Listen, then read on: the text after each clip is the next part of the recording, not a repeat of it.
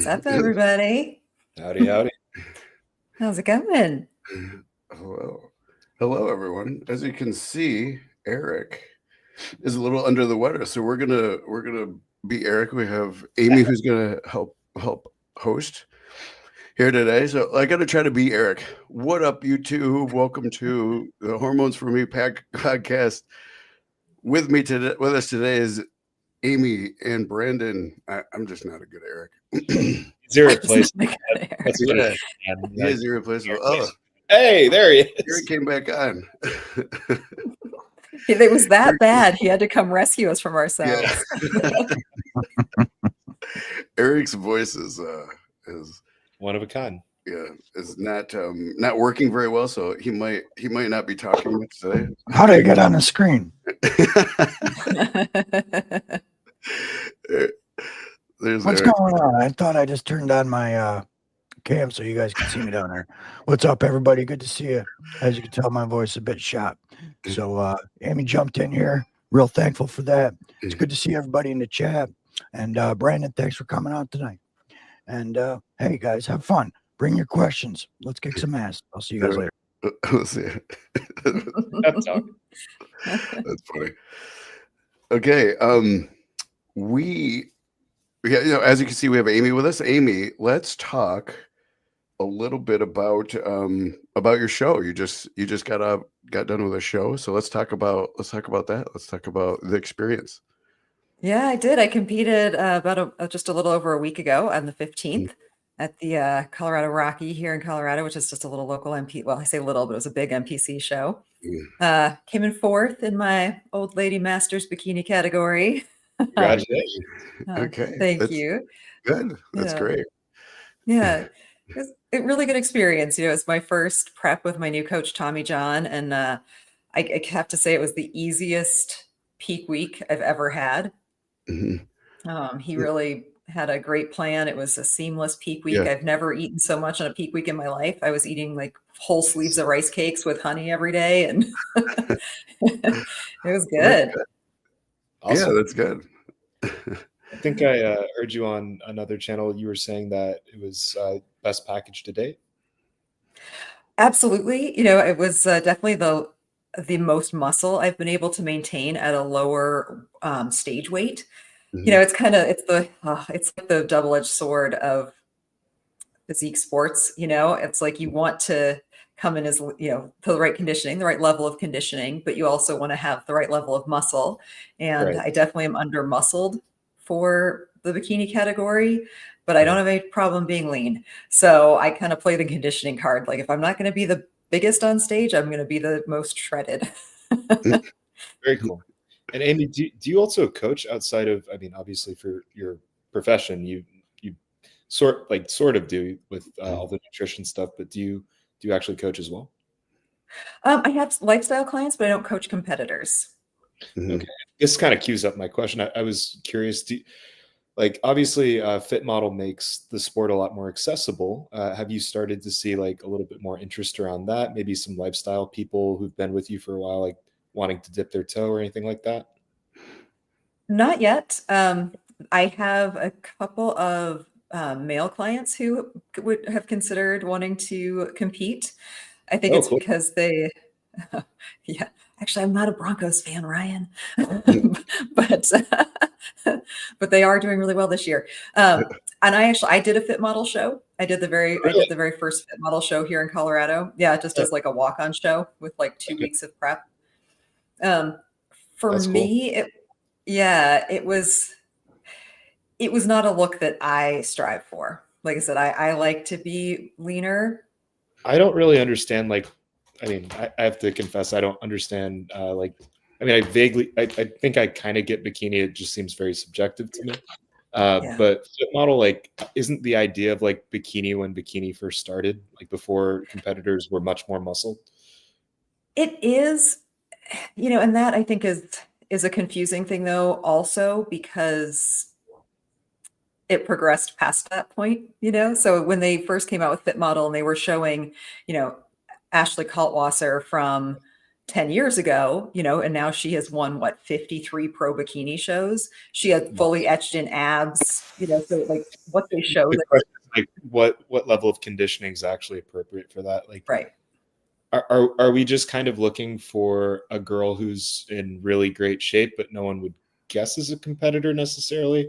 Or are you looking for something different entirely? Like, I think for the guys, like, physique, even though it's the least developed, is still not like an approachable look for Gen Pop. Like, there's nobody you would just be like, he probably like works out a little bit. No, if you're a physique competitor, you're pretty impressive. Maybe you don't have quite as much leg development, but you've got something that the majority of the public doesn't have. Yeah.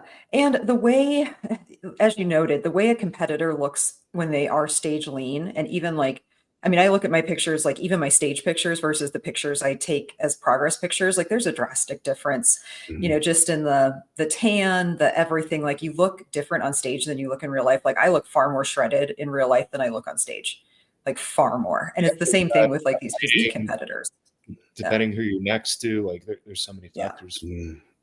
Exactly. When you're standing in a sea of other people who are similar muscle and conditioning as you all look kind of the same, but when you take that person and put them amongst Gen Pop, like, yeah, they stand out like crazy. So circling back to the fit model conversation, like, are they looking for someone who would blend in a crowd essentially, or like look really good at the beach? I mean, I think that's what they're saying, but then that's also not what's necessarily being rewarded on stage, so the judging, I'm sure you guys heard it too, but Lee Priest had a opinion that if the judges were actually consistent and they weren't constantly advancing it, it wouldn't have to exist because bikini would have stayed bikini. Whereas that's correct. Like the guys, like when physique first started or classic first started, like way back when, those looks they wouldn't even place like anywhere seriously anymore. So it is kind of up to the judges to say, no, we're going to hold things here, or they're going to, I mean, I think overall the bodybuilding will have quite a few more different classes in the future. I don't think that's necessarily a bad thing because, there are certain things that are just unattainable for some people's genetics, some people's lifestyles. And there's never been so much interest, which I love. But at the same time, it's like, it's not for everybody. It's a crazy lifestyle. Yeah. Well, and the judging gets even more complex than that when you take a look at what happened at the Olympia this year in bikini. The woman who won, Maureen, is incredible. She's beautiful. However, Tyler came out and said in his wrap up that she does not meet what they're looking for in the criteria of bikini as far as conditioning goes, that she was under conditioned, and that the conditioning of second and third of Jazzy and Amy is actually, or Jazzy and Ashlyn is actually what they're looking for, but they didn't win. So you actually have the person who won just saying like, she is not this, she won because she's incredible and she's her, but she's a one of a kind, like she's a unicorn. She doesn't actually meet the standard. Second and third, they meet the standard, but they didn't win. So like, make that make sense. Judges. Yeah. So that's where the judging consistency, that can change the whole category. So like you said, if they kept the judging consistent, would they need another category? Is this category really that much different, or is it just acquiescing to the judging discrepancies? So for you, are you reversing? Is that currently what you're doing? Yes. And actually, we started like really increasing my calories over the like 3 weeks leading into the show, and cut cardio. We're progressively cutting cardio back, taking out any stimulants. So I went into the show with no stims, no cardio, tons of food. Awesome. So yeah.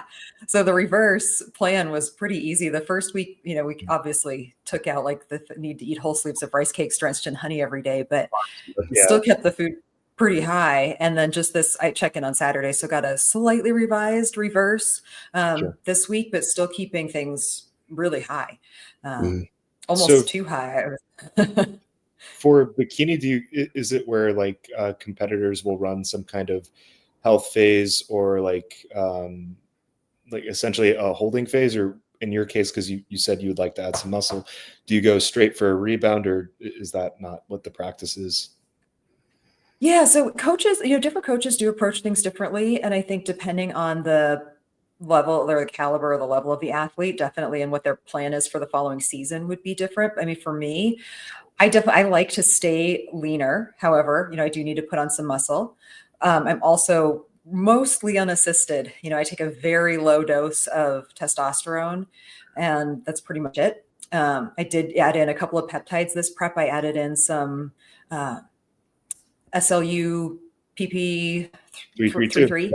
Yeah, 332. And also at the very end added in some MOTS-C. So aside from that, that's kind of what I had. What did the peptides do for you that you noticed was different or not? Yeah, I can't say I noticed a huge difference in either of them. However, like I said, when it was around the time we added in, I'd been doing a low dose of SLU because it's kind of what I had, but then I was able to get more. So I was able to increase that dose, and then adding in the MOTS-C. The MOTS-C I only got, I mean, it was less than 3 weeks. It was about 3 weeks before the show, I think, is when I was able to finally start that. And that's also when we kind of started to be able to cut back my cardio. So, those things in combination, perhaps. Thank you, Ryan.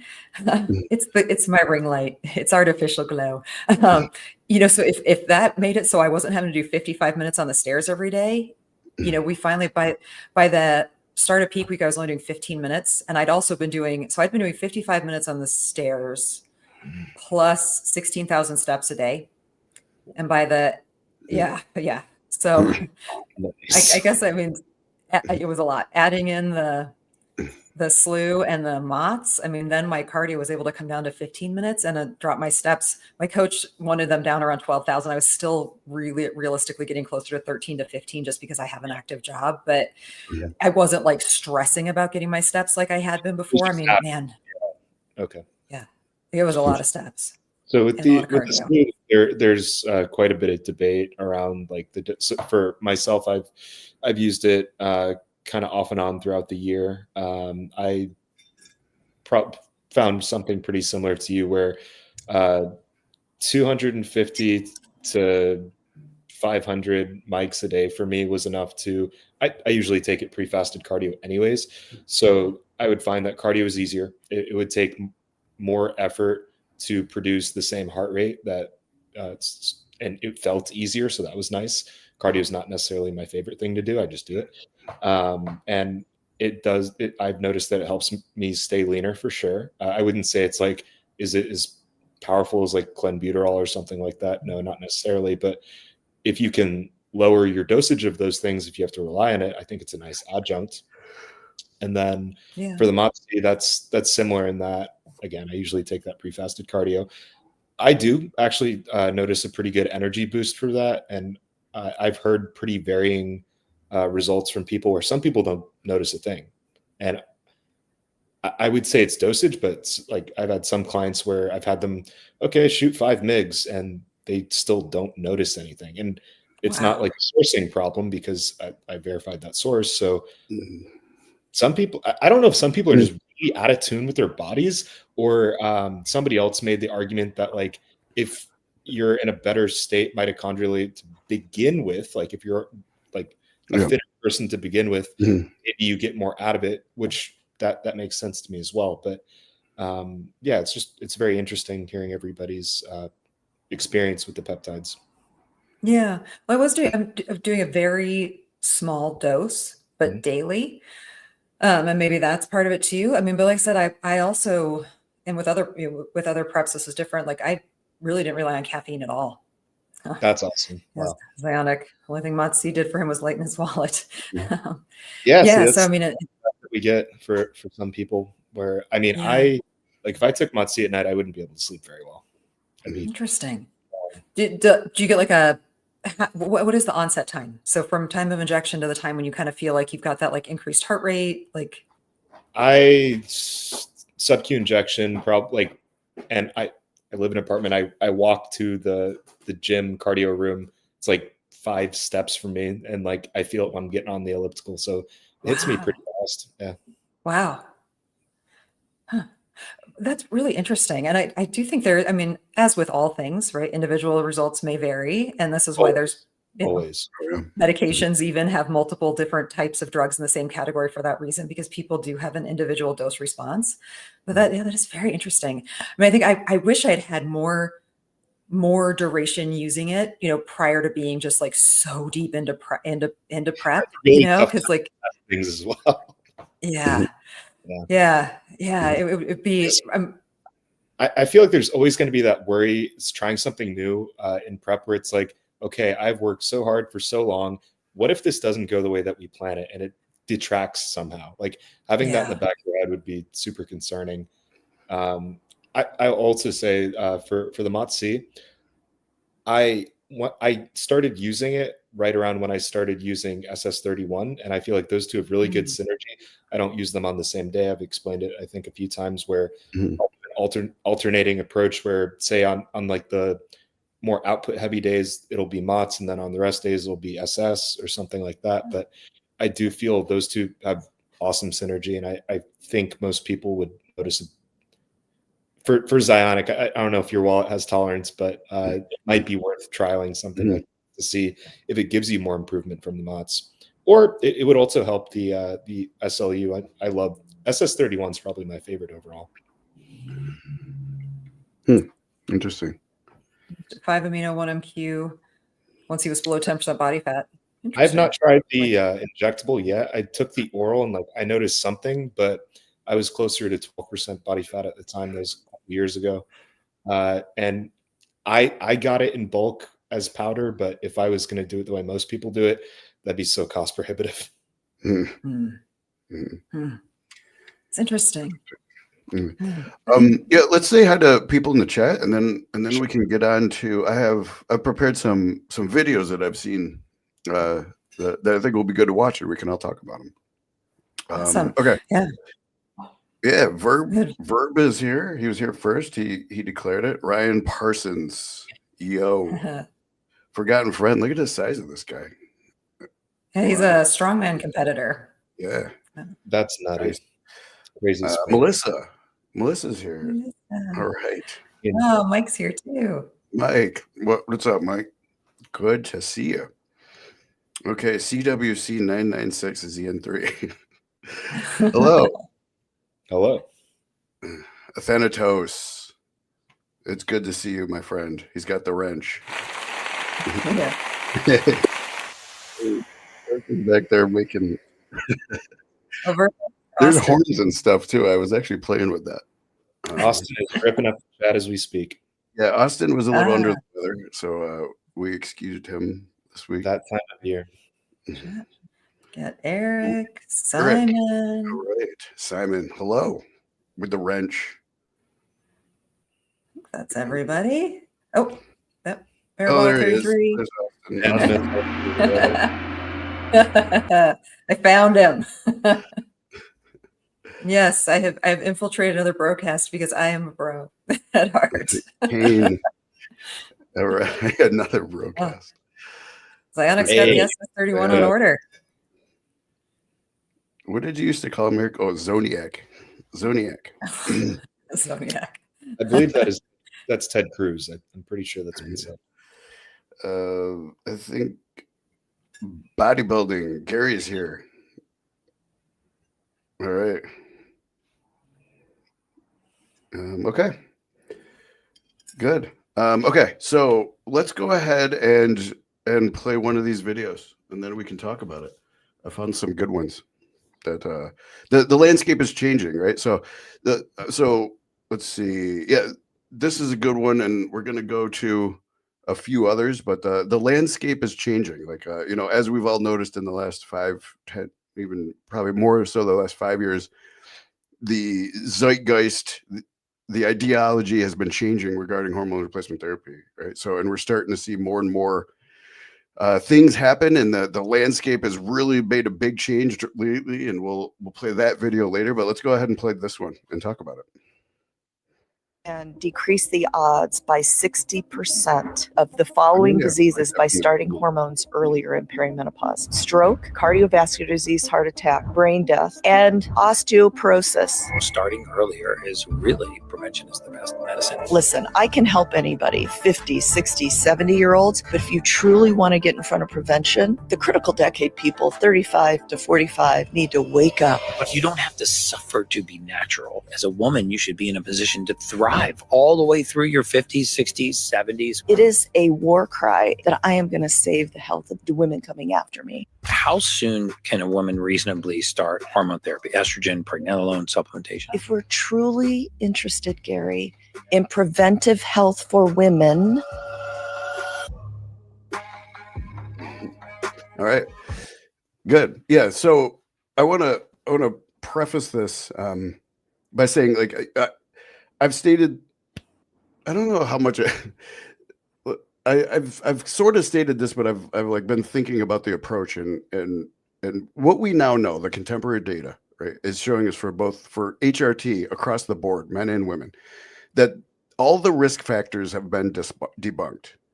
Every single study that showed an increased risk has now been discredited and has been completely debunked. HRT for men and women has shown only benefits, right? So therefore, there are no dangers. There are no risks. There are no risks. It's not risky at all, right? If you say, well, there could be a risk. There is no risks, right? It's been debunked. It's in stone. And it's an antiquated notion. We're holding on to antiquated ideals if we think that maybe there could be a risk, right? So therefore, why the risks come in hormone deficiency. So as our hormones start to become deficient, that's when the risk factor, that's when we increase metabolic disorder. That's when we increase the risk for osteoporosis, cognitive decline. All of the risks come from the low hormones. So in that sense, it makes sense to never let ourselves go to deficient, right? Be proactive. As soon as it's possible that you start to decline, we can go on these hormones and optimize ourselves, feel better, and just maintain that throughout our, as that video said, our 50s, 60s, 70s. So what this video is saying is be proactive, like the benefits, preventative against all the things they mentioned: osteoporosis, bone density, fall risk, cognitive decline, all these different disorders are prevented by hormone replacement therapy. So don't wait. Just go on hormone replacement therapy as soon as you start to feel that you should. And that's what this is. That's what this is really saying. Yeah. Let's see. We're gonna play something that was on CBS this morning so what Mike just said. We're gonna play something on that. So that's what this is saying, right? And I completely concur. Like, again, you go, like I spend too much time on Reddit and I get so frustrated, right? So like when you go on Reddit and you say, like, you have somebody, hey, should I start therapy? Should I start TRT? And my response is, well, if you feel any kind of decline or you just want to see if you can be optimized, then sure, go ahead. There's nothing wrong with that. There's no risks, right? And people will say, well, and people just hold on to the antiquated notion that you shouldn't start testosterone until you absolutely need it. And that's just an antiquated notion. No, it doesn't matter. Just use it. Use it, because if you feel like you could be more optimized, if you feel like, there's no reason not to use it. There's none. It's all been debunked, right? So, and I just get so frustrated with the antiquated notions of, no, why use it because the guy wants to. So just use it. Go ahead. It doesn't hurt anything, and you're only going to get better, right? It would be very rare, very, very rare. I don't even, for somebody to actually for us never to be able to dial somebody in. That would be very, very, very rare. I've maybe come across it once or twice in my life. People can be dialed in. We can figure out something to dial you in. So anyways, what do you guys think? What do you guys think of that concept? Yeah, I mean, for me, from the female side of things, I mean, not only has hormone therapy been horribly demonized, but there's still so much miseducation around it. And the thing I run into with a lot of women, especially women in that pre-perimenopause, they're in that like 30 to 40 range. I have literally had these women come back to me after seeing their OBGYN and having their OBGYN basically shame them and tell them that there is no possible way that they could be experiencing any perimenopause symptoms. And they'll tell these to women who are like 38, like, no, that's not perimenopause. They have dysregulated cycles. They have vaginal discharge that's unusual. And they tell them that either it's normal, and that's the most infuriating thing, that they say it's normal. Well, this is just part of life. Like, this is just normal now. Like, this is just normal. Like, you need to just get used to this. And that, it's, like I said, it's infuriating. And it's disheartening. Then I have these women come to me and they feel like they're insane because they have these symptoms that they feel are real, that their doctor's telling them are not, or that are just normal. And like, neither of those things are true. They're not normal, and they're not just part of life. Like, yeah. I completely concur with you. What's infuriating, right, is because we get this all the time. Like, Brandon can attest to this. We get this. People come to us and say, "Well, my doctor said everything was normal," and then when I complained about some of my symptoms, he said, "Well, you're getting older, right? I mean, that's just what you got to expect." That. So, what's infuriating is the people in control of our health, the people who are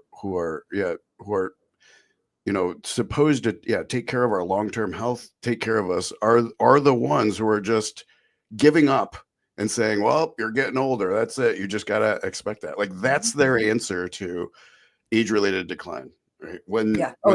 By the way, here's some Prozac because you're sad. Yeah, exactly. You're just depressed, so take this as a sign. I think it stems from just a lack of education on their part, which I think they'd be like, a lot of them would probably be okay acknowledging if they were asked point blank, like, hey, how much do you know about HRT? They might just say, oh, it's bad. I'm like, okay, can you explain it at a mechanistic level? Like, how does it work? And they'd be like, we weren't really taught that in med school. Okay, just say it. It's okay. Yeah, just say that from the beginning. Yeah. When I was getting my mother on HRT, because at this point I learned a lot about it. I was like, well, she's fully in menopause. Like, I can't think of a good reason for her not to be. But she had quite a few concerns because her mom, my maternal grandmother and great grandmother both passed away from breast cancer. So, you have that in the back of your mind with the misinformation landscape that exists. I kind of had to go step by step and disprove everything to her and like explain it. Because, there's certain gaps where, for example, this is the great thing about the internet, is you can have 0 followers, a basically anonymous Twitter burner like I have, and you can reach out to somebody who's an absolute expert in the field. And if you ask a question that is worded well enough where they're like, they'll answer the question 9 times out of 10, which is sick. Because if you wanted to get that person on a consult, that'd be like $600, no question, at least. So I reached out to a female doctor who's very respected in the space. And I just kind of mapped out like my thought process of, it's pretty like the clip that we just saw. Preventative measure is absolutely the best. We don't have a ton of data on what happens if somebody starts later. My point was, I can't, like, just purely from a mechanistic standpoint, I can't think of why there would be increased risks for anything. I can't think of really any downsides. We just don't have definitive data that proves that, because there's no financial incentives in place yet to have that study run, essentially. So I kind of laid that out, and I was like, in your clinical practice, obviously you see a lot of women of all age ranges. Would you be uncomfortable with a woman starting, like, she's been in menopause for probably 15, close to 20 years at this point? And that was like pulling nails out of her, because she was like, yeah, and I was like, just here's why I don't think it would cause problems. Can you tell me my reasoning is not sound? And like, no, but I'm not the one prescribing it. I was like, that's fine. That's fine. But yeah, even somebody who's entrenched in the space, but she's coming from that very, very like,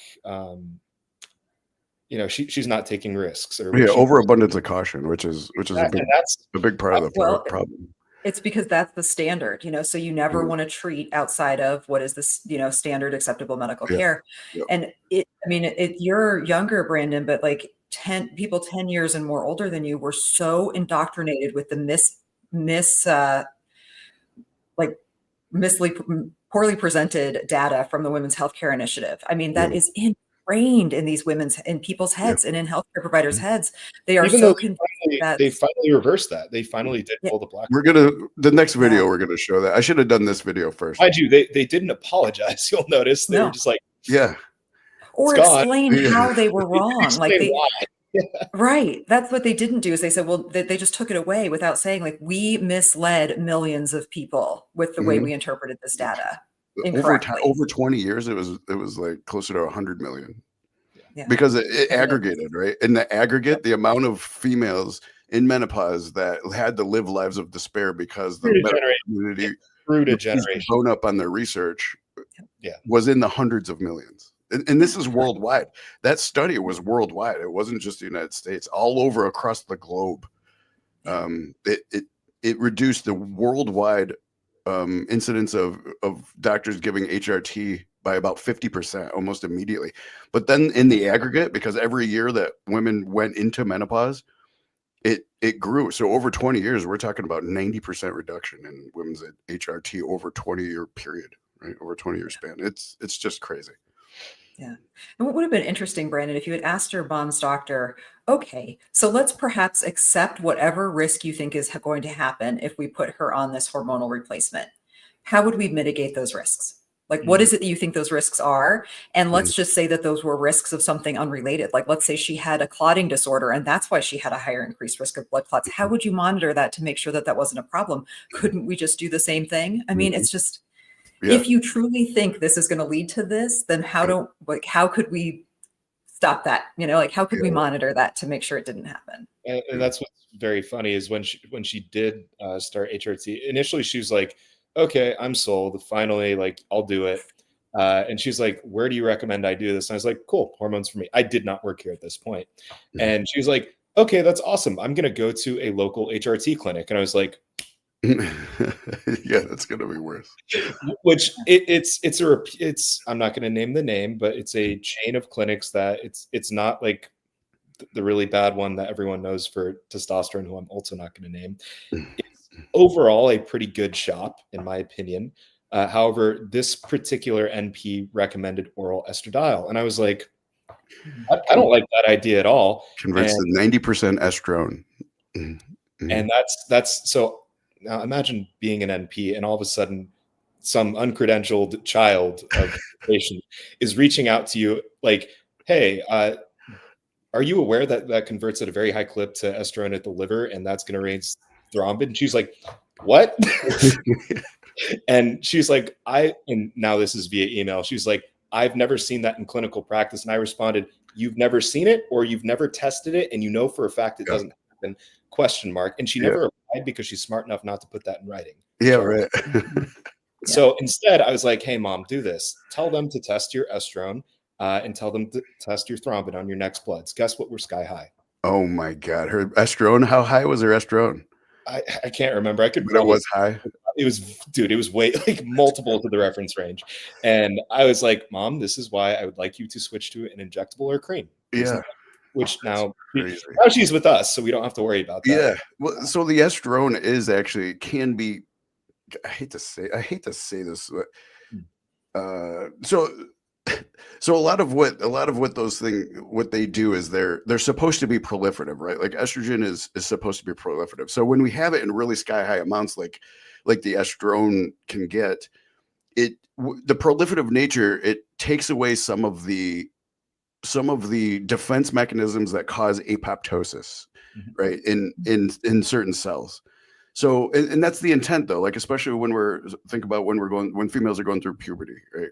Or males need it too. Like when males, the masculine brain is actually formed by estrogen.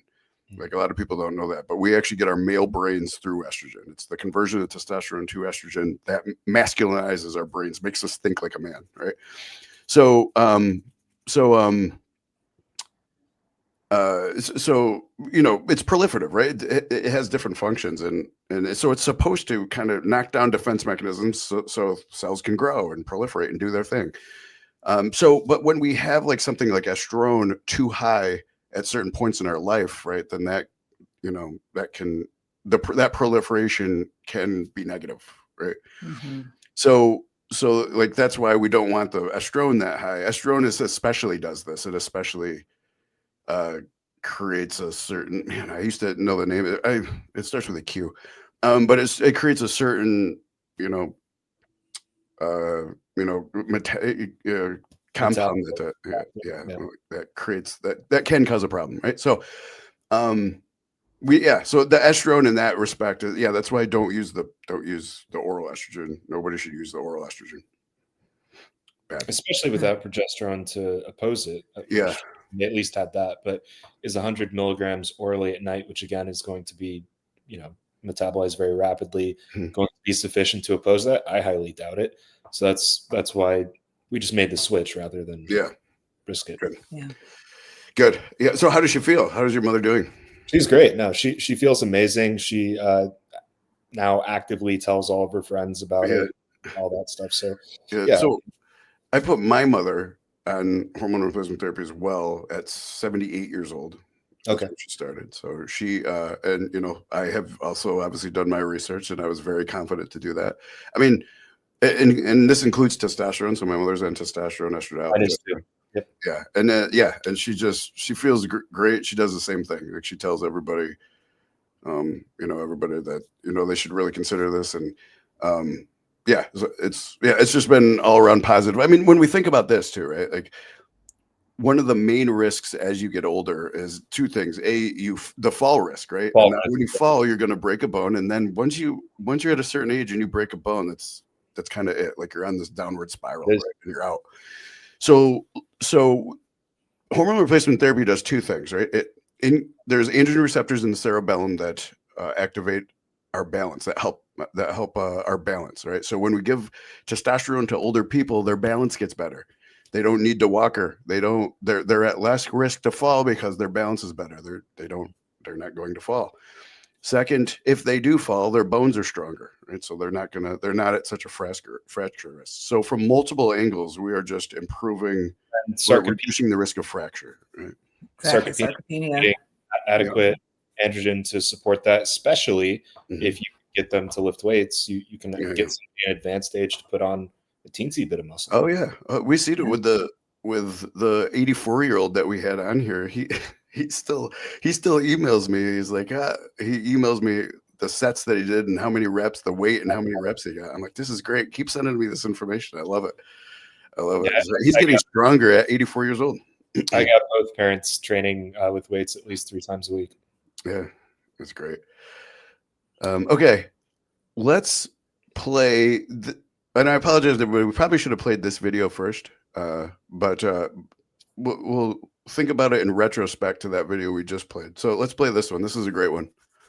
FDA is announcing that it will remove warnings on many menopause hormone therapies. This is a move that could help tens of millions of women. These are these so-called black box warnings. It's the highest level of alert. They have been on treatments containing estrogen since 2003, cautioning about an increased risk of breast cancer, stroke, and possible dementia. Well, today, the FDA commissioner, Dr. Marty Makary, says the data not only indicates the treatment is safe, but that it also has many benefits. That's right. And so first on CBS Mornings, I spoke with the FDA commissioner and a leading menopause doctor about this new guidance. So good to see you. Dr. Rachel Rubin treats patients like Colleen Fisher and, full disclosure, me. Women in perimenopause and menopause who are looking for relief. You feel like something's off and you're not quite sure what it is. For me, I had experienced really severe night sweats and gone to my OBGYN, and she sort of was like, suck it up a little bit. There didn't Your seem to be, OBGYN said that. She was sort of like, this is this phase of life and this is what it is. And so for about 6 or 7 years, I felt like I was struggling. But Rubin, a board-certified urologist, says women don't need to struggle. How many millions of women are suffering unnecessarily? How many millions of women are in menopause? That number for American women is in the tens of millions, and each year up to 2 million more enter menopause. But Rubin says there's a solution. If you've never heard of hormone therapy, how would you describe it? Hormone therapy is like your gas tank. It is the gas that helps you do all the things that you want to do. And so when those hormones come to an abrupt halt, or a chaotic fluctuation in perimenopause and then a halt in menopause, you will feel the consequences. And when every cell in your body will feel the consequences. And so the reality is we too often have dismissed those consequences to say, oh, it's normal aging. But the question is, can we safely do things that alleviate some of those consequences? And the science shows that you can safely provide hormone therapy. The science shows there are evidence-based ways to give back hormone therapy to really improve people's quality of life. In the late 1990s, more than 1 in 4 postmenopausal women were taking hormones to manage their hot flashes and mood swings. By 2020, that number dropped to 1 in 25. It's an American tragedy. I do think it's one of the biggest mistakes in modern medicine. That mistake, according to FDA Commissioner Dr. Marty Makary, is the conclusion from a government study more than 20 years ago that suggested hormone therapy leads to an increased risk of breast cancer. There was no statistical significance, and no subsequent clinical trial has ever shown an increase in breast cancer mortality. And look at the long-term health benefits, the reduction in cognitive decline, in heart attacks, in bone fractures, in other conditions, including cancer and diabetes that have been suggested in some studies. First on CBS News, Makary, a former cancer surgeon at the Johns Hopkins School of Medicine, explains the FDA's decision. So this is the black box warning. That's it right there. To remove the black box warning. We now have a more nuanced understanding, and we want to put that fear machine in its proper context. In fact, you say hormone replacement therapy can be a breakthrough for women. Yeah, arguably, with the exception of vaccines or antibiotics, there's no medication that can improve the health of women on a population level more than hormone replacement therapy. The FDA is announcing that it will remove warnings on many menopause hormone therapies. This is a move that could help tens. Starting over, Eric. There you go. Okay, great. Okay, so there's a lot to unpack here, but it's fantastic, right? Like, so this is only, I mean, this was obviously just a few weeks old, I think. It's like just under a month old. And so they have removed the black box warning. We should have played this one first. So now we're removing all the warnings of any risk factors for a women's HRT.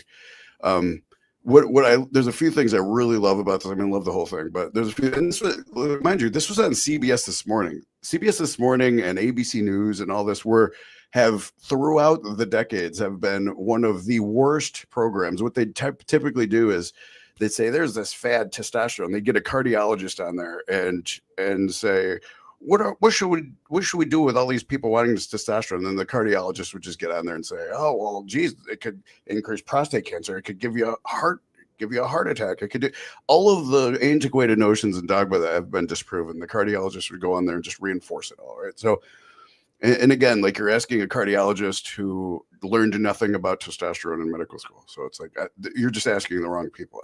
Anyways, finally, CBS this morning puts like some good information, some really important information on the news. So the things that I love here, right?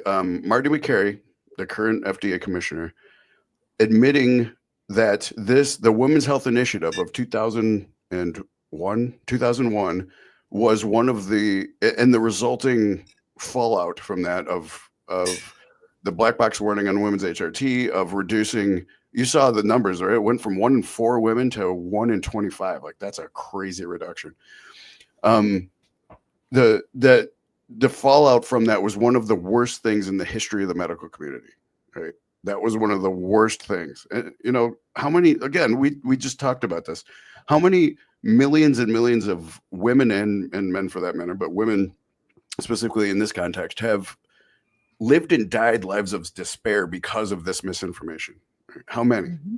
I mean, over the aggregate, hundreds of millions, right? So the other thing that I love that he mentioned, and I've been saying this for a while, and Marty Makary kind of brings it up in a great way. One of the things I've been saying is that testosterone is one of the most beneficial medications in the history of medications, right? You know, again, I've seen it get people off of, men and women, off of cholesterol medications, blood pressure medications. It reverses diabetes, reverses metabolic disorder. gets people off of SSRIs, other depression medications, off of pain medications because it's systemically anti-inflammatory. Just so many positive things. So him saying that this is one of the, again, some of the vaccines, the smallpox vaccine, some of the polio, right? Like those have been life-changing as well.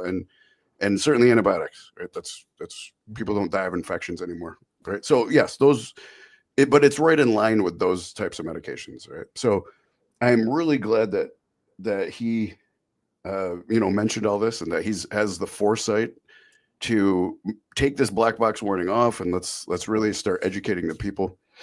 So this is just really, really good all around. I loved it. It's important. This is exactly what we've wanted, right? Let's normalize the discussion. Let's really start talking about this. And being on CBS News this morning is just a huge step.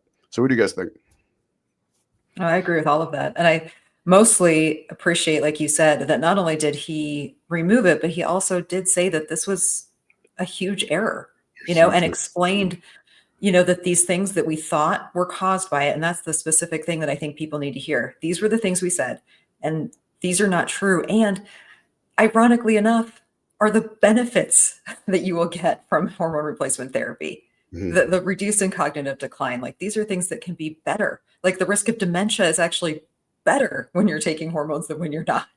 Yeah. So, I mean, I think that's amazing. The only thing I think I'm hopeful that we will stop saying that it's menopause care and just calling it like women's health care. This is not a menopausal problem. Yeah. We saw a woman not long ago who, for a unrelated reason, ended up having a radical hysterectomy when she was in her 30s. And I was looking at her list of medications. I'm like, well, you're not taking anything. I said, you're not on any type of hormone replacement? And she said, no. I'm like, how do you feel? It's freaking nuts. Right? Yeah. Yeah. It offered zero. And I mean, this was a young woman. I mean, it's borderline malpractice, right? Like, so, and believe me, we've gotten patients that come in, they're like, I had a hysterectomy when I was in my 20s. I'm like, and you're not on hormone replacement therapy. They took the organ that produces your hormones and did not replace those hormones. Yes. That's what I said to her. It's not even borderline. I don't even think it's borderline. It's malpractice. Yeah. Yeah. It's unbelievable. Yeah. I love that. That's why I said I want this conversation to just be about health and not about menopause. But I mean, if you have to wrap it up with menopause, fine, as long as it's getting out there. Yeah, exactly. We did have a question or comment from Kane 6529. I don't know if you can get that up there, Eric. This one? Yeah. Okay. Yeah. Asked what a HRT protocol would look like for late 30s, early 40s female. Interested in this for his wife, not a bodybuilder. She's not overweight, but needs to be optimized. Also said looking for optimal health, no androgenic side effects. And he had one other comment just saying that she is having irregular cycles and her OBGYN said it was fine. You're fine. You're getting older. Right, exactly. Well, and this is late 30s. Like again, that's that age range. I'm like, and these women just end up feeling gaslit. Yeah. You're absolutely right. So yeah, go ahead, Brandon. I'll let you take this. But I think this is a great question. Yeah, sure. The way I would phrase it to a patient is eventually you are going to end up on all three. If you would like to start with one or two, it kind of depended on your labs. Generally speaking, we'd start out with testosterone as it's the easiest one to just dial, and it will probably give you the most results in terms of like what are your specific complaints, right? Is it surrounding energy, maybe a change in body composition, something like that, and then. So progesterone is often crashed in women kind of across the board. And the reasons for that are really not that surprising when you think about it. It's downstream of stress. So cortisol is a hormone and all the precursors are shared, right? So if you are very, very stressed, you require more cortisol. So you're going to have less output and less opportunity to create the other hormones. Progesterone is kind of the canary in the coal mine, is first to go. And it has the unfortunate side effect or result of progesterone is very good for kind of balancing your mood in terms of preventing anxiety. It's kind of like a GABAergic or very calming hormone. Very calming. it has a spiral. So because you now have low progesterone, you are more sensitive to the stress. Now that you're more sensitive to the stress, you become more stressed. So that's why I just. So that's also fairly invasive. Like the conversation that I generally have with patients in this position, it's like, all right, first of all, what is the route of administration you're comfortable with? Because that's going to change our approach a little. If I have my way, we're generally doing all injectables, but not everybody's going to be comfortable doing that. So it might be a cream. It might be oral progesterone works really well for a lot of women. On paper, I don't prefer it because I would want something that has like more stability. So that's not my first choice, but I can't really make a good argument against it because in practice, what we actually see speaking to the patient, yes, their progesterone is like when they get their labs kind of lower than we'd like to see it. But we know that that's coming from them having very high progesterone all through the night. It rapidly converts to allopregnanolone, which helps them get to sleep. It's very, very sedating. And their sleep quality is so good. And like talk to most people, their sleep sucks. So if we have something that replaces their hormones at least to a decent level and gets them amazing sleep, okay, just because on paper I'd prefer a cream or an injectable, like I'm not going to fight very hard about that. Yeah. You evidence-based medicine. Your whoever coached you and taught you must have been a genius. That was really good. Well, a lot of it's from you and a few smart people as well. Yeah, that's great. That was great. I could not say that any better. Well done. Yeah. So let's start talking about like, so somebody's starting out, right? Like they're at this the level or 30 to 40 coming in with these symptoms. Like where would you start in dosing? So I do start fairly low as far as the testosterone goes, especially like the younger somebody is, because we see this in our patients. Like when I first came in to hormones, for me, that is like, I looked at some of our patients, I looked at some of the female testosterone dosing. I was like, whoa, because it's higher than a lot of places would generally recommend. And bear in mind, a lot of these women didn't start there. They gradually titrated up over time. But what I've seen in evidence is that the older women tend to be, the better they tolerate and benefit from androgens, and they're not virilizing. Like the general concern, and he said it, is androgenic side effects is, I mean, there's very little, and I don't mean to like talk down on people's concerns. Like, yes, I can see how getting a little bit of facial hair could be concerning. Yes, structural changes in terms of like clitoral enlargement could be concerning. Certainly vocal cord deepening could be concerning, but none of these women are getting that. So, yeah, I would say if somebody's quite young and they do still need HRT and there's no way of getting their testosterone back, I'm much more cautious. I do start them closer to that, like, around 3 milligrams per week with the option to titrate up to 5, just based on how they're feeling. I'm sure there's other people that'd be a little bit more aggressive there, but I just want to be cognizant of like, when you start therapy, man or woman, that is going to be the like most significant hormonal fluctuation of your life since puberty. So you are more likely to run into side effects then than any other time. Like guys, like they'll be freaking out about, a little chest tingle, but 3 weeks later we've changed nothing and it goes away entirely and it never comes back. So this same thing for girls. Like I don't want them to get acne out of nowhere just because we wanted to run the dose a little higher. Whereas I would rather them get with me on their like first check-in and be like, I feel a lot better, but I'm slightly underwhelmed, versus I have acne. So it's like, if you're underwhelmed, stick. That just means we increase your dose a little. Yeah. Kane added that she has really high stress. They have a special needs child, low energy, mood swings, and terrible sleep. Like just like Brendan said, I understand the concern, like for the virilization effects, and that's like the number one concern with females. I get it, right? Especially like I'll give you an example for men. Like one of the number one concerns for men is estradiol, right? I honestly like if it's very simple for somebody who's a professional, somebody who's been doing this for a long time to guide you through the estradiol. Not saying you won't bump into a side effect, but we can get you out of it really quickly. If anybody guiding you worth their salt, estradiol is not an issue. So I tell everybody, don't worry about estradiol. I'll figure it out really quickly. We're good at this. Right? Estradiol is not an issue.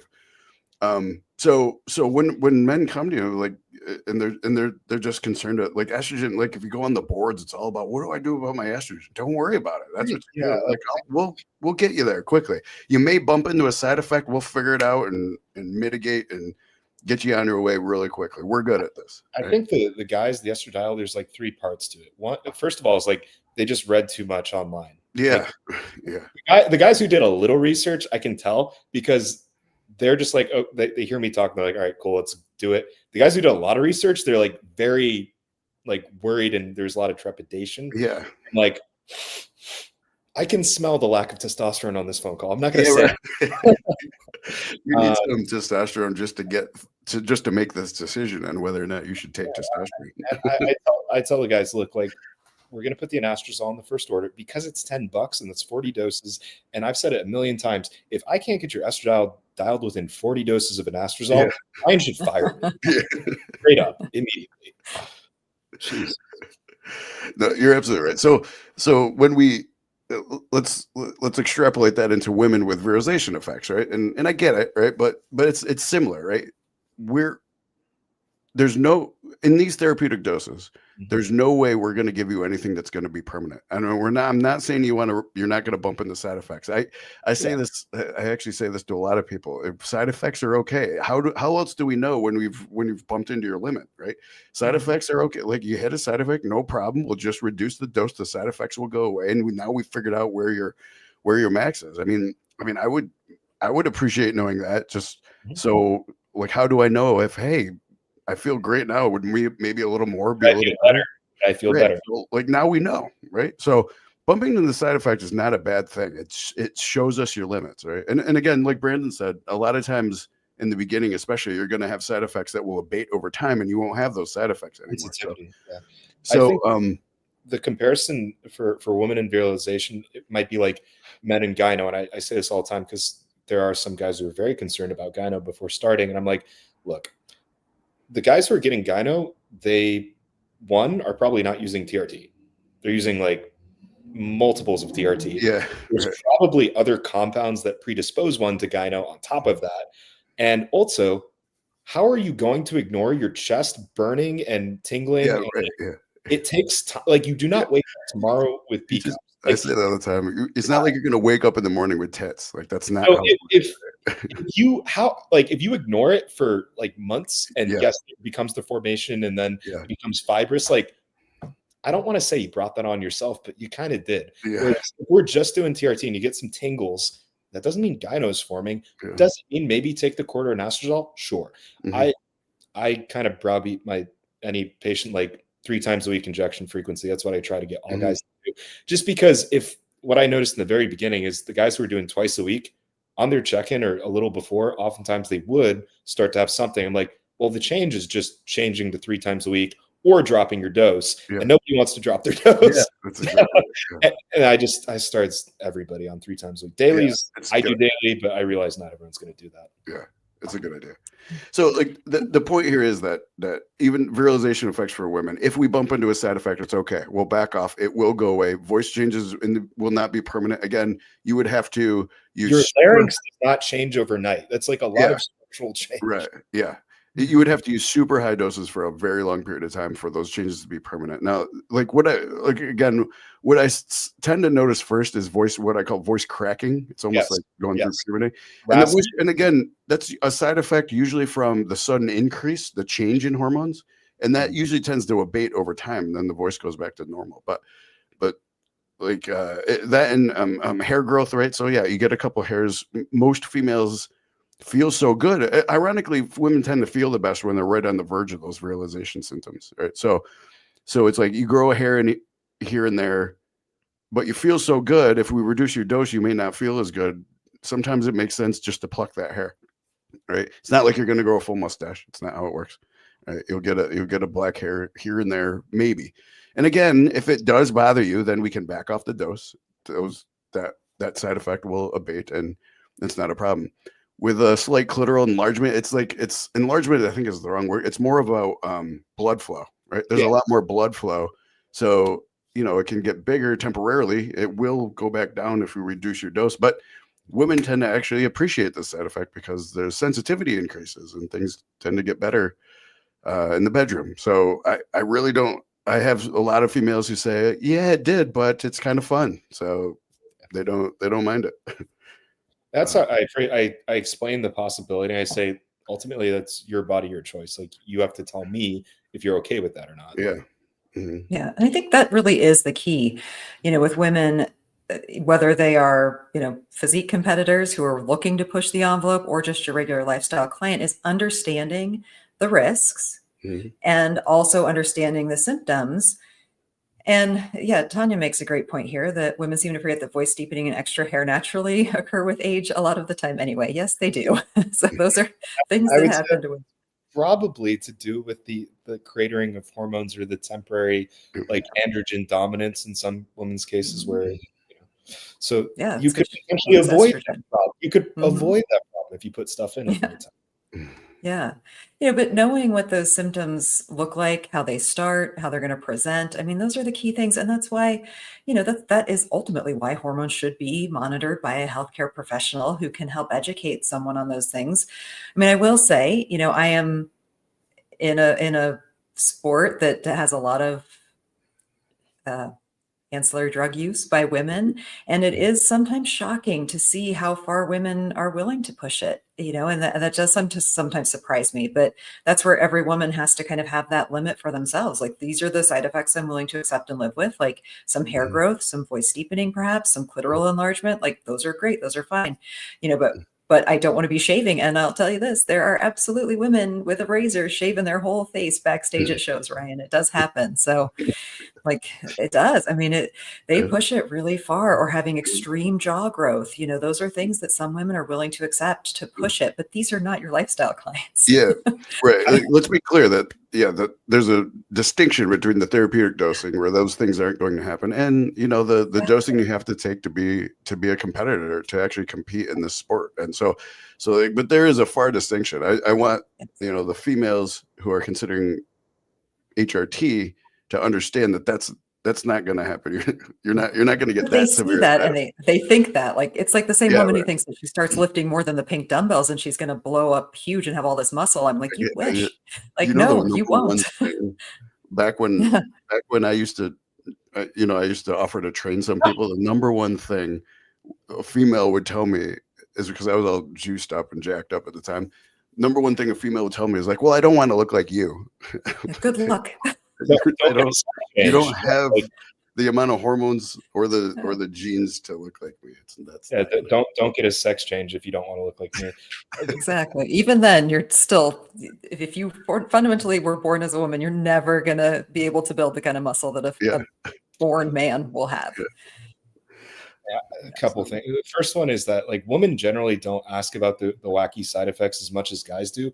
And I think the reason being is, like, competitors and Gen Pop women are so much more sequestered than competitors and Gen Pop men. Not like in social settings. I mean, online, where like dialogue around testosterone, you like some guy taking a gram versus some guy actually on 100 milligrams of testosterone can be posting in the same Reddit, and there's no way of knowing who's who.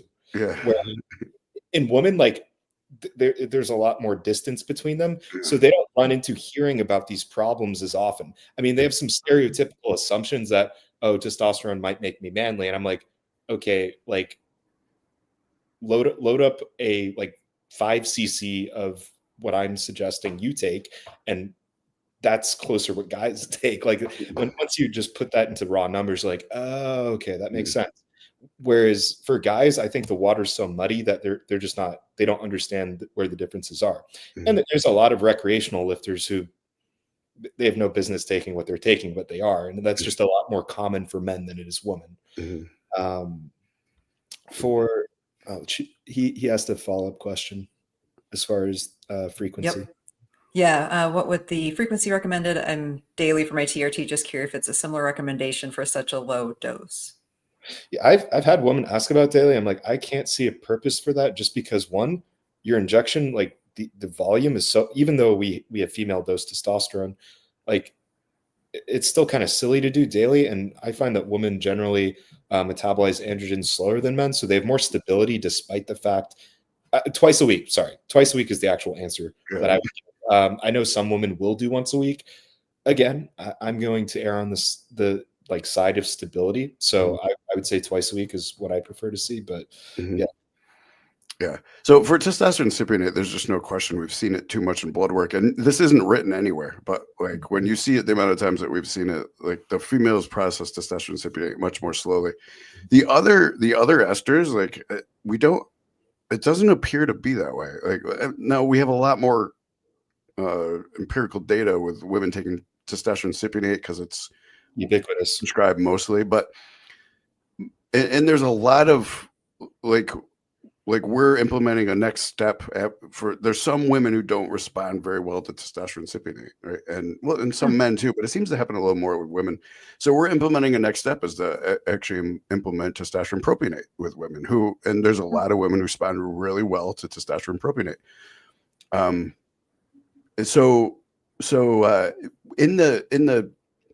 I've seen it enough, right? I've seen it enough in both my worlds, where it seems that testosterone propionate does have a similar half-life in women that it does to men, but not the testosterone cypionate, right? So, the propionate probably does have to be done every other day, but again, the cypionate, like Brandon said, twice a week is all that's really necessary.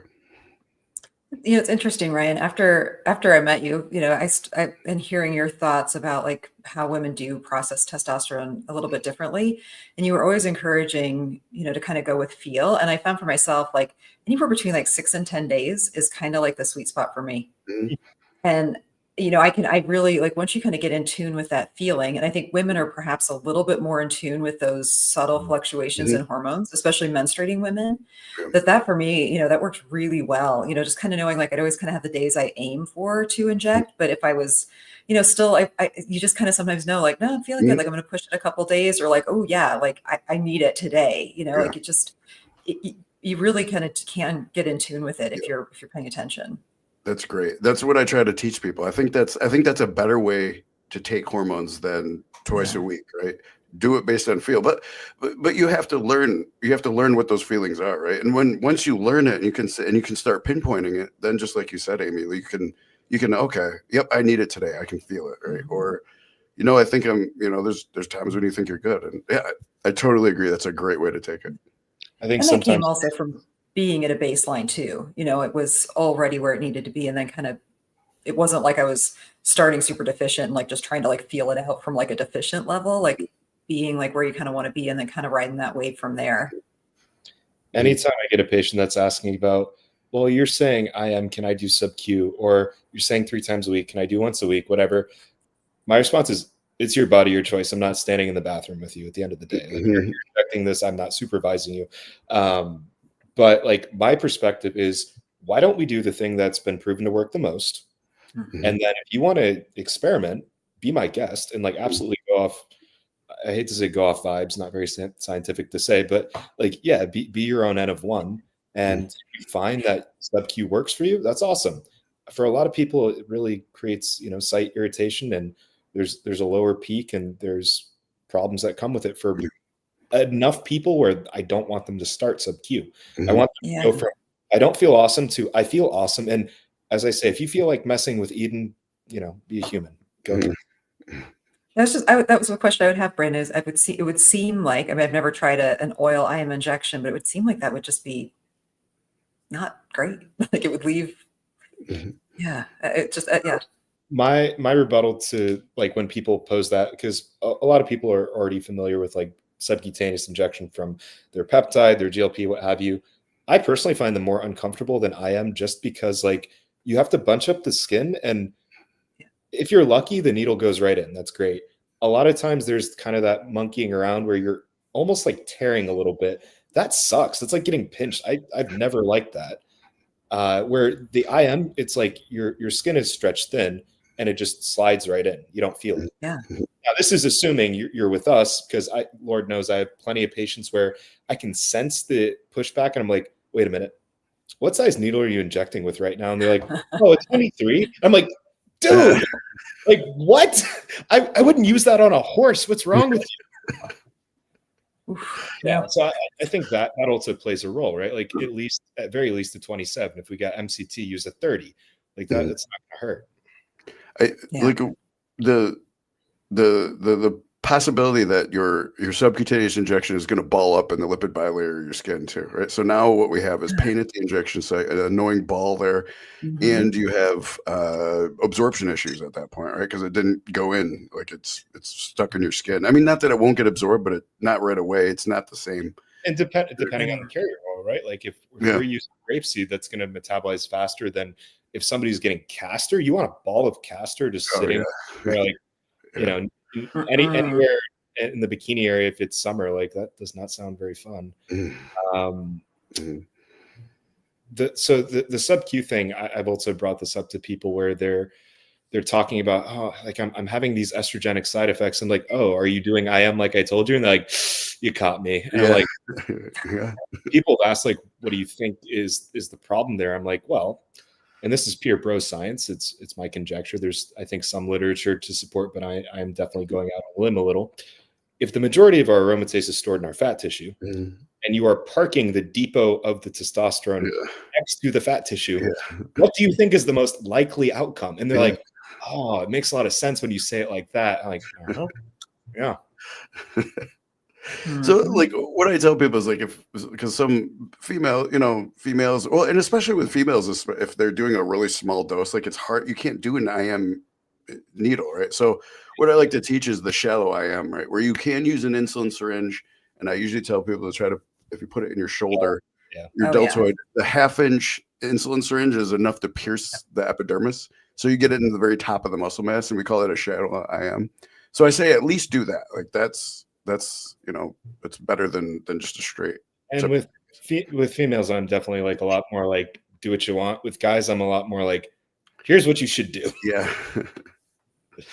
That's because I'm not a woman. I've never run female HRT on myself. So how could I say? So I can only report what patients have told me, and I can pass that on.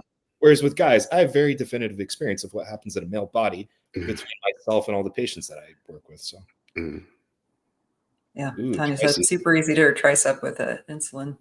I think, even when you have like a off-season layer of body fat, like it's not that deep on most women. Same, I guess. Yeah. Pretty easy to hit an insulin. I did not enjoy triceps the few times I've done it. Mind you, that was not testosterone. That was a pre-workout amino blend that probably had something to do with it. But I felt that. I used to do, like, I wanted to experiment with the idea that the site injections actually made your muscles bigger, because that was a thing. It's not a thing anymore, but it was a long time ago. So I was like, okay, well, let me try it. I injected everywhere: my bicep, my traps, my tricep, lats, everything. And I tried it, and the end result, no, it does not make it bigger. It hurts some of those. You get temporary swelling. Well, yeah, right. Yeah. Like I would put it in my bicep, and it swells up and gets red, and like, oh, cool, my biceps look big now, but it's certainly not permanent. But yeah, it can be cool at the time, like a little bit of Synthroid, huh? Okay. We can go ahead and just, I think, we'll answer the rest of the questions, and I think then we can call it a night. Eric, we'll save the last clip for another time. The last one's a good one, so we'll save it for another time. Okay. We had so the early question. Unfortunately, you guys know who this is. Bodybuilding Monday, Wednesday, Friday. Yeah. So he asked a couple of questions. He did have to leave, but he said he's going to watch the replay, so we'll still ask them. So, question for later: do all androgens make guys smell bad, or is it only some of them? It's a good question. I have had that before. Like, so it's a certain like pheromone, like, I guess, when you get to stuff. I mean, it's not everybody, right? It's just sometimes. I have had people express that they notice a different odor, and it's like more of a pheromone than it would be like. Maybe you're sweating more, right? Because like I've gotten positive feedback. Maybe it's very individual. I don't know. Yeah. I mean, I will say this: there's definitely men who have high testosterone smell different than men who have low testosterone from a female standpoint. Yeah, Like right. And absolutely. that would be like a pheromone thing, right? So from what I understand, that like for normal, okay, you can't even say normal anymore. For ovulatory woman, like that's perceived as attractive, where if you're on birth control, it's off-putting, which is like a very funny, not really funny, but it's a societal wide problem that people don't think about, where if you've been on birth control the entire time that you like met and dated your partner, and now that you're married, you come off birth control, you like it's almost like waking up next to a stranger, hormonally speaking, at some point.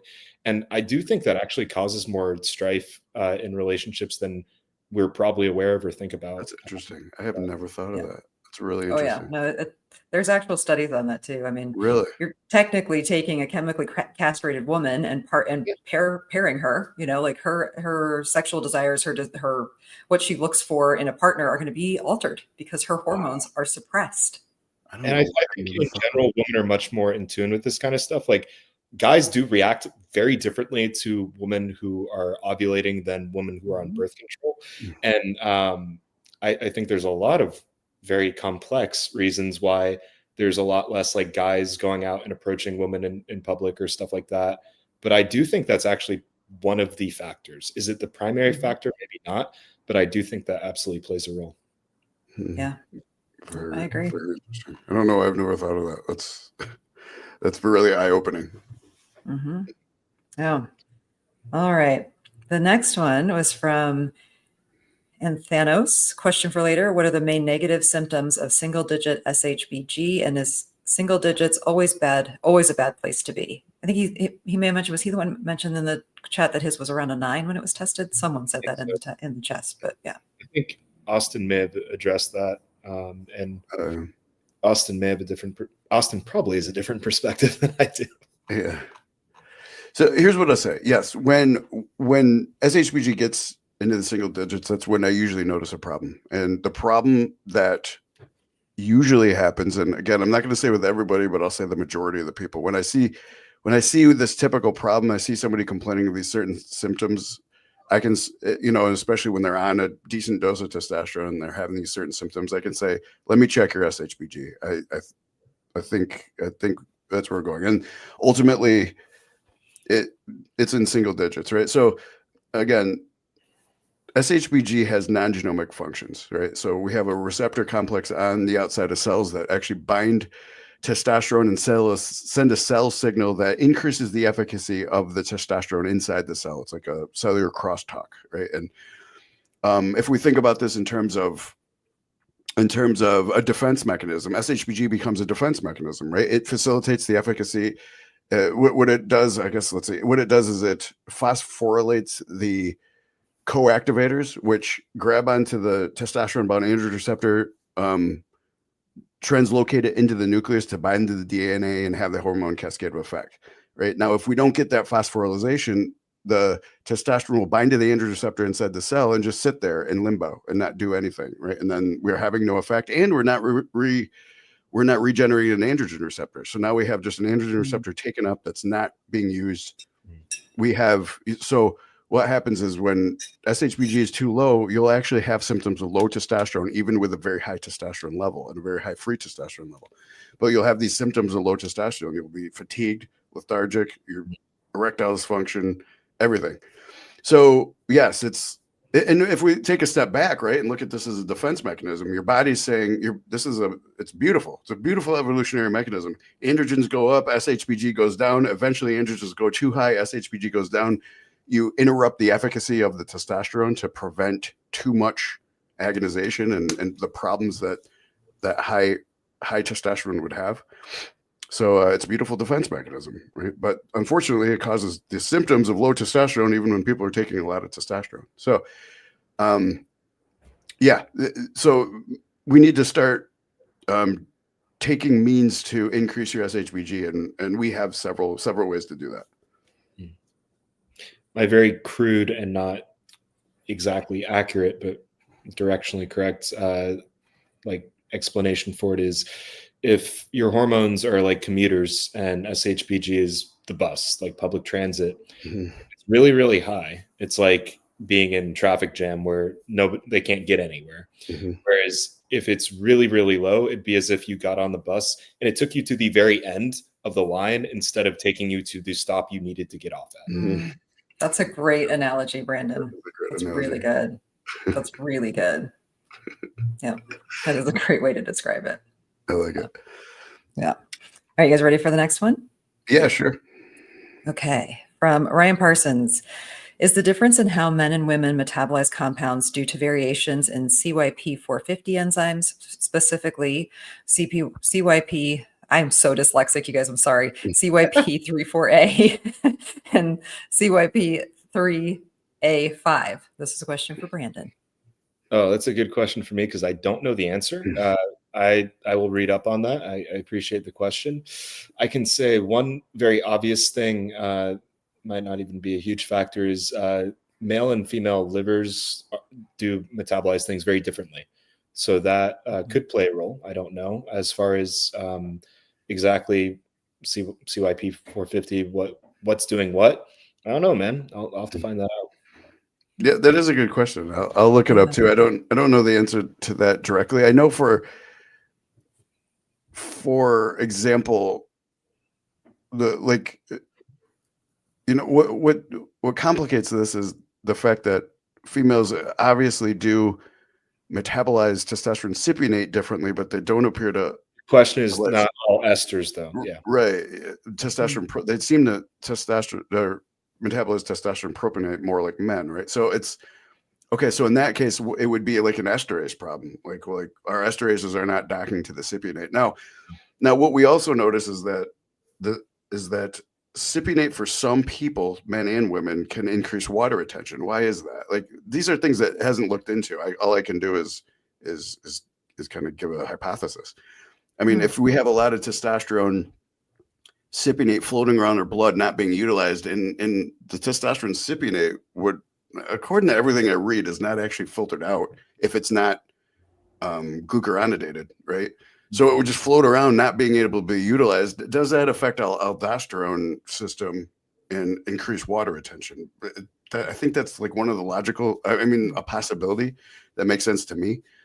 And that's why testosterone cypionate may, for some people, increase water retention. Whereas when we have propionate, it's used right away. You don't have testosterone propionate floating around your system because your esterases very easily take those three carbon chain off, and it's used really quickly and just out of your system. So now we have less water retention. Everything's used faster. So I mean, in that context, it wouldn't be the CYP enzymes. Is it different for other compounds? Probably, but I don't know, and I think it's a good question. For this, not really related to the question, but for the CYP, like, and this is speculation too, I'm wondering, is it like more lipophilic, so it's more like prone to being stored in adipose tissue, even though it's injected? And they're more localized conversion to estradiol versus another ester. That actually makes a lot of sense as well. Yeah. Yep. Yeah. He followed up by saying that he's been managing his Gilbert syndrome, which is bilirubin levels. Curious how quickly I metabolize certain compounds, like those processed by CYP enzymes, thinking of adjusting things, which is why he asked. Yeah, interesting. All theory, thinking out loud. Love it. Yeah. Good. Yeah. Very interesting. Yeah. All right, we got a great one from Tanya. This is a great question. Any issue with combining HRT oils with something water-based like carnitine in the same pen? I tend to do that with my test estradiol on those days to save a needle. So oil and water. I was coached by Todd Lee, so I'll follow his answer because I've run it myself. Todd will load everything under the sun into a single needle and shoot it. I don't necessarily agree with after a certain point. I still love him. But I have done tests with L-carnitine and various aminos before. The concern is that there's like a possible sterility problem. My response to that is, if it was sterile when it was in the vial and it was sterile when it was in the needle, what exactly is going to cause an infection, and where would the contamination occur? I can say the depot seems to sit, like, you'll get more swelling if you experience swelling. So it might not be advisable, but at the same time, if you are regularly injecting L-carnitine, you're probably pretty tolerant to that. So I personal experience have not really had any problems from it. Yeah, I can say I do the same thing. I put everything in the same syringe, inject it all. Oil, NAD, Lip-OB, all in the same syringe. Inject it all. We've done it for a long time. I've never had any issues. Yeah, makes sense. I have a question for you guys, like about injections. I have been trying, well, I've tried 3 times now to use GHK copper with the Glow blend, and oh my goodness, does it How much are you hurt? diluting is the question. Well, so that's, yeah, I made the mistake the first round with only diluting with 1 cc of saline. So I actually, it was. Hello. So increase that to 3. And I mean, yeah, we're talking like a good 24 hours of like pretty intense pain. Wow. Yeah. Like, does it get better? I guess that's what I'm really asking. Like, does it get better, or do I just need to suck it up? So a couple of things there. I do think some people are just a lot more sensitive to it than others. Definitely dilution is a big factor. I don't see anything wrong. Like, as long as you're getting the like same milligrammage, like it being more diluted isn't necessarily a problem outside of the fact, like, yes, you have more injection volume, so that could cause temporary swelling, but that should bring the stinging down. But also, I know some people have experimented with an intramuscular injection on that and they get less, but some people still get it from that. So yeah, I don't know. Oh, and finally, it depends on sourcing too. So that might be something to look into. It doesn't hurt right away. It takes about, like it gets like achy. It's almost like it starts feeling like you've had like a really sore muscle, but then it just kind of like really sets in. Yeah, that is interesting. With something water based too, like in the past, like back in my days, like I would make a really potent sustanon, which would be really cause a lot of PIP, right? Post injection pain, and it would be painful. And I would always tell people, well, you can just mix it with something that's not as painful. So mix it with like a testosterone anti, or I would even tell people to get sterile grapeseed oil and just mix it with that. Like, right? It's kind of like what Brandon was suggesting. Mix it with more substrate. Yeah. So. And you did the more water. You could try. Well, I don't know. I was gonna say I don't know if it would work, but you could try putting in the same syringe with some oil. I know they would separate and keep apart, but it still may help. Would it buffer it? Is the question. Yeah, would it buffer it? I don't know, and it seems to me that I have done that in the past, and it has done something, but I don't know. Well, for now, I'm going to keep up with it because my desire to have tighter skin is stronger than my desire to not feel like it's burning. Also, like, I think it's awesome for like joints. Mix it with on the same note, mix it with things like your NAD, or if you take Lip-OB or whatever, anything else based. Mix it all together, and then that way, like we're diluting the painful one, right? So what Ryan was saying to Zion, I do think some people are just very predisposed to like feeling it, unfortunately. Yeah, I do think my desire for tighter skin is high, so I will deal with the pain. Those are all the questions. That way we got everybody's question answered tonight. Nailed it. So No Waker came in here. How's it going? No Waker. It looks like he's in Arizona. I don't know if he'll have to let me know if he moved or something. I think he's on vacation. No, he's on vacation. Oh, is he on vacation? Okay. Yeah. And then I saw Joel. Joel popped in. If you're still here, Joel. Good to see you. Here's Kevin Perry. I love Joshua Kevin Perry. Risk factor. We're talking about risk factors. Risk factor being awesome. Of HRT. Yeah.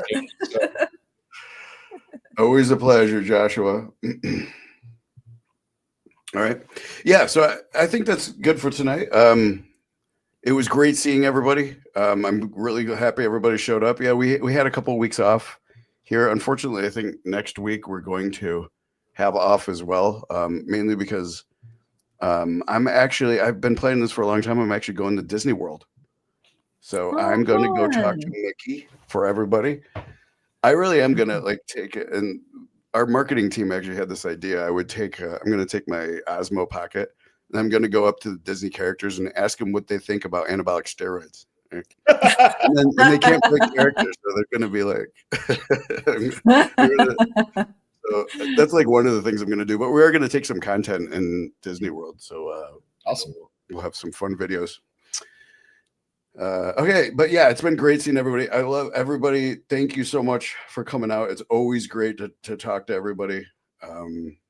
Yeah, do you have some parting words? Happy Thanksgiving. Thank you guys so much. Yeah. About it.